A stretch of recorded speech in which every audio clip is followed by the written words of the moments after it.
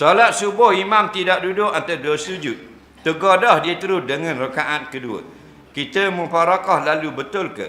Rakaat kedua tinggal pula kunut. Imam sujud sahwi. Kalau yang ikut imam kena buat guana itu ustaz. Imam tak duduk antara dua sujud. Kita tegur dah. Subhanallah. Tak jadi apa. Dia terus bangun rakaat kedua. Duduk antara dua sujud adalah rukun solat. Kalau rukun tidak dibuat, tak sah solat.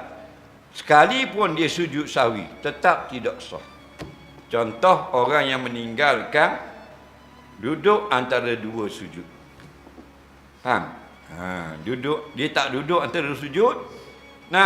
Maka sujud yang kedua tidak sah.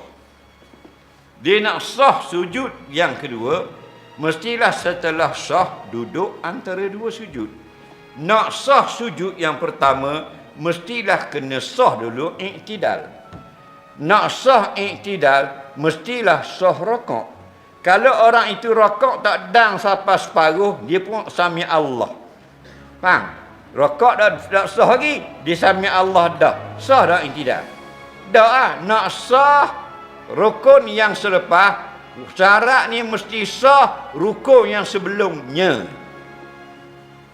Nak sah rakaat mesti sah Fatihah. Fatihah ghairil maghdubi alaihim. Allahu akbar. Malah baca walat dhalin kali.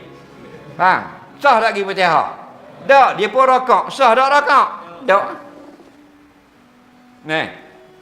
Yang kata kita boleh tak payah ulang, hanya memada dengan sujud sahwi, meninggalkan sunat ab'ad. Kita tertinggal baca doa kunut. Faham lagi? Kita baru teringat. Tadi tak baca kunut. Tak apalah sujud sahwi. Tinggal rukun tak boleh sujud sahwi. Faham? Kena ulang balik rakaat yang tidak ada rukun. Kediam sekali sujud sahwi. Soalan seterusnya.